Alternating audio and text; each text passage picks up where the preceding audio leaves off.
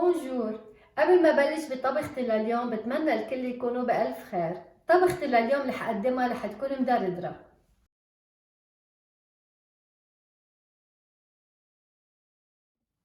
لحتى أعمل المدردرة بحاجة لكبيتين عدس أخضر. العدس أنا نقيته وهلأ رح غسله بعد شوي. وبحاجة لكباية رز.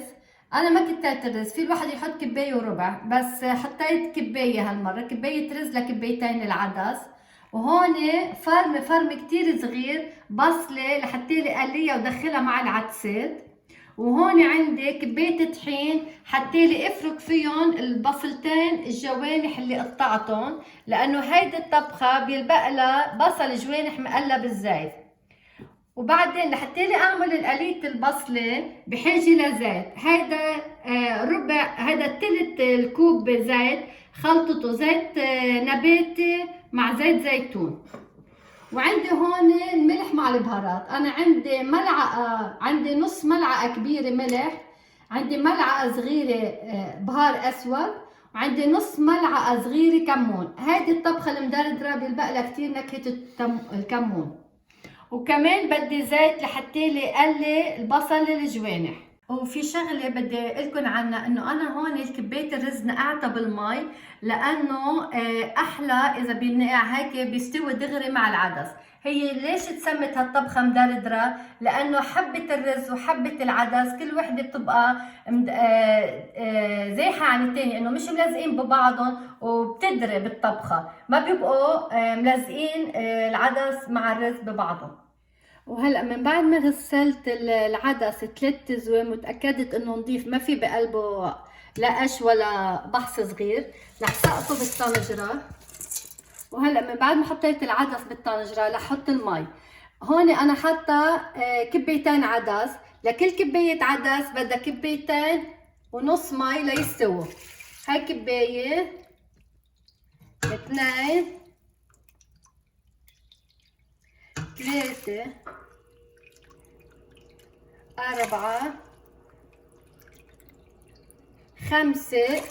هون 5 كباية مي للعدس، ورح زيدهم كباية مشان الرز. وهلا ولعت النار تحت الطبخة على نار قوية، وبدي غطيها على المي تسخن بسرعة، ورح بلش بالقلية. هلا مشان القلية عم بولع النار قوي شوي ليحمى الزيت بسرعة. بدي ارجع سقط البصلة الصغيرة اللي فرمتها، بس ناطرة شوي الزيت ليسخن. وهلا من بعد ما سخنت الزيت بسقط البصله الصغيره المفرومه فرم صغير فوق الزيت لحتى لي حمر البصله، وسقطها فوق العدس لحتى لي يغلوا مع بعضهم. في كتير عالم بيطبخوا المدردره ما بيعملوا لها هالقليه هيدي، بحطوا بس زيت فوق العدس. مش غلط، طيب، بس هيك اطيب. وانا قبل مره قدمت لكم وصفه المجدره. الفرق بين المجدره والمدردره، المجدره بنحط لها مي وبتغلي كثير لتخبز حبه العدس وحبه الرز، اما المدردره بدها تضل حبه العدس واقفه وحبه الرز كمان مش مخبوصه. وهلا من بعد ما غليت المي على العدس خففت النار تحت منها لحتى حبه العدس تاخذ وقتها لتستوي. كتير مهم لما بنحط البصله مع الزيت ونكون عم نعمل القليه نضلنا نحرق فيها احلى ما تحترق البصله. هلا بلشت شوي تظهر قليه البصل قبل ما افرغها فوق العدس.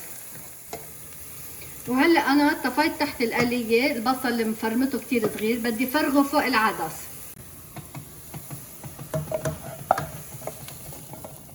هلا من بعد ما حطيت القليه فوق العدس لها 5 دقايق، بدي اشوف العدس اذا حبته بعدها عم تقرش او استوت.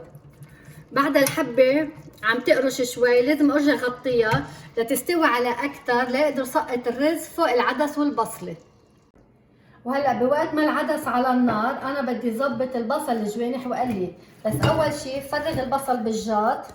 اذا البصل مجمع على بعضه بجرب زيحهم عن بعضهم، عم زيحهم عن بعضهم لانه منظرهم بالقلي اجمل. وهلا لازم فرغ الطحين فوق البصل، لانه البصل بس بدي اقليه بالزيت حتى لي ما يشرب زيت كتير معي. عم بفرك منيح البصل بالطحين وبعدين رح اتخلص من الطحين لحطه بالمصفية الكبيرة لاتخلص منه.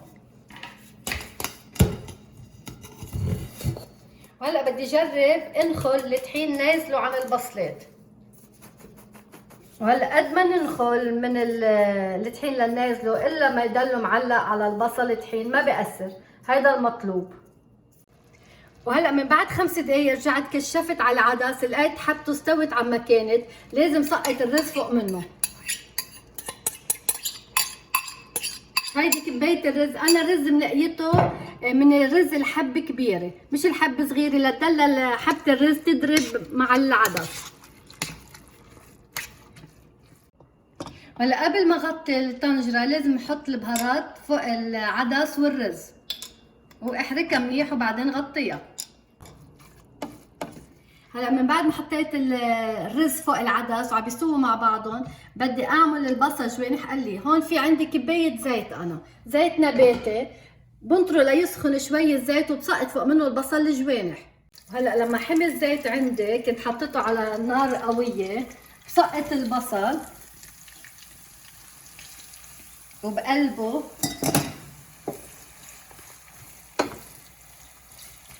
وبخلي النار قويه شوي تحته.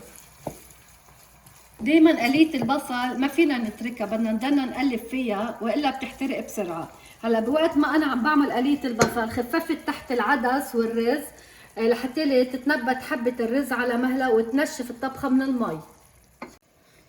وهيدي الطبخه عم تغلي على نار خفيفه بس لتنشف من المي وبدي اطفي تحتها دغري. انا دقت الطبخه لقيتها بتتحمل بعد ملح، رجعت زدتها نص ملعقه كبيره ملح، يعني حطيت لها ملعقه كبيره ملح لهالطبخه. وهلا في شغله بدي اقول لكم عنها كثير مهمه كمان، انه لما بتذوقوا حبه العدس وحبه الرز وتلاقيهم استووا وبعد فيها طبخه شوي صغيره مي بتشيلوا غطا الطنجره احلى ما يلزق العدس بالرز. انا هلا عم صور لكم الطبخه بالطنجره وانا مكشفتها، شلت الغطا لان بدي المدردره تنشف كومبليتلي من المي. بصل الجوانح بياخد معي شويه وقت ليحمر لانه هو طيب حمرا البصله، بس انا حطيتها كمان على الهاي هيت يعني على نار قويه لتطلع، ومع هذا كله عم تاخد وقتها.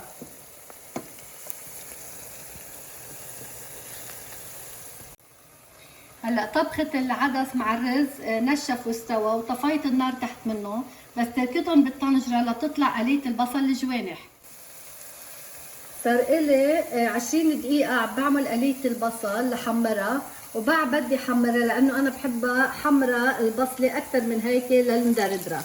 المدردرة على النار من وقت ما حطيت العدس لطفيت تحتها أخذت معي 55 دقيقة، وبعدني ناطرة البصلة لتتحمر أحلى. وهلا من بعد ما اخذت 25 دقيقة البصل الجوانح بالزيت اللي عم بيغلي على النار القوية، انا بفضل اطفي تحتها هلا بهالمرحلة هاي قبل ما يحترق البصل يلي صار كتير احمر. وهلا بدي زين جاط المدردرة بالبصل الجوانح، بس ما بدي شيل الزيت تبع البصل، عم جرب شيل بس البصل.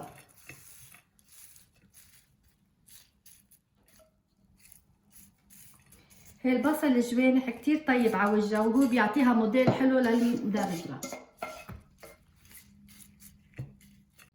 هلا من بعد ما حطيت البصل الجوانح فوق المدردرة بدي اشعكم انه الزيت تبع البصل الجوانح مش لحطه فوق الطبخة، هيدا بدي ارميه. وهيدي كانت طبختي لليوم مدردرة مع صحن خضرة حد منا، وفيكم تعملوا سلطة إذا حبيتوا. بتمنى تكون نالت إعجابكم، وبليز ما تنسوا تشتركوا معي بالقناة. ميرسي كتير.